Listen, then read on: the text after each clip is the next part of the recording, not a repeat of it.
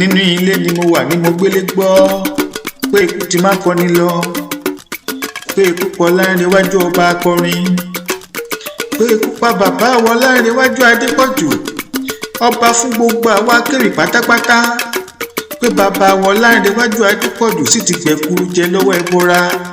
Ó ṣe ó mà ṣe pé bàbá dára alẹ́ ò ní rí bàbá mọ́, ṣó tún dojú àlánú ká tó tún rí bàbá.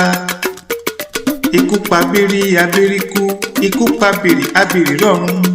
Ẹ mọ́ kú ojú òpó dí o, àfìrìmọ̀jò kú ẹnu sàǹsẹ̀jẹ̀. Àṣé ikú á máa pẹni tá à ń pè, ikú á máa pẹni tí ń pe ni. Ká tó rérin ó digbó rere, ká tó rẹ́fọ̀n ó dọ̀dàn, ká tó rẹ́yẹ bí ọ̀kín á sì pẹ́ kọ́rin kése, ká tó rí irú Olanrewaju Adepoju láàrin akọrin ọjọ́ á lọ.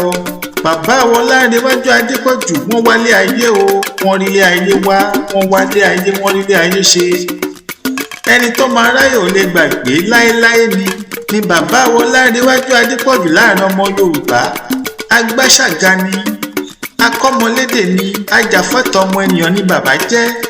Bá a bá ní kẹ́ ẹ má jọkùn, kẹ́ ẹ má jẹ kòló, àwáwí asán ni, nítorí àmọ́ ohun tí wọ́n ń jẹ lọ́rùn alákejì. Àmọ́ ohun tí wọ́n bá ń jẹ lọ́rùn alákejì ni kẹ́ ẹ bá wọn jẹ.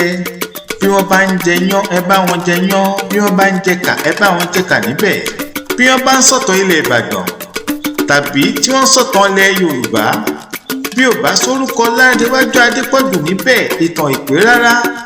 Títí ayé nìta sì máa rántí akọni. Bàbá Olanrewaju ẹ máa sinmi láyé Olúwa, bàbá ó dára lè ò dìgbà. Gbogbo ẹgbẹ́ akéwì ẹ ǹlẹ́ o, mo kí gbogbo wa ẹ kú ara fẹ́ra pọ̀ ọba akọrin tó lọ. Tí wọ́n bá bi léèrè wípé ta ló kọrin ẹyẹ ìkẹyìn fún bàbá, kẹ́ ẹ sọ fún wọn wípé Aláàfin lèlè ní jẹ́. Ọmọ tá a bí nílẹ̀ Yorùbá, ọmọ aládé ni mí, èmi lọmọ tá a bí nílẹ̀ Kóòtù Òjíire. Ẹ láìkì péjì mi lórí Facebook, ẹ lọ sórí Instagram pẹ̀lú TikTok, ẹ tẹ̀lé mi Aláàfin lèlè ní jẹ́. Ẹ subscribe sórí YouTube channel mi, ọ̀fẹ́ ni bẹ́ẹ̀ ni kò gbówó dé, ká lè máa gbádùn ara wa ní ràgbàjì gan. Aláàfin lèlè yá, ìpàdé ìjọ mi ọjọ́ rẹ̀.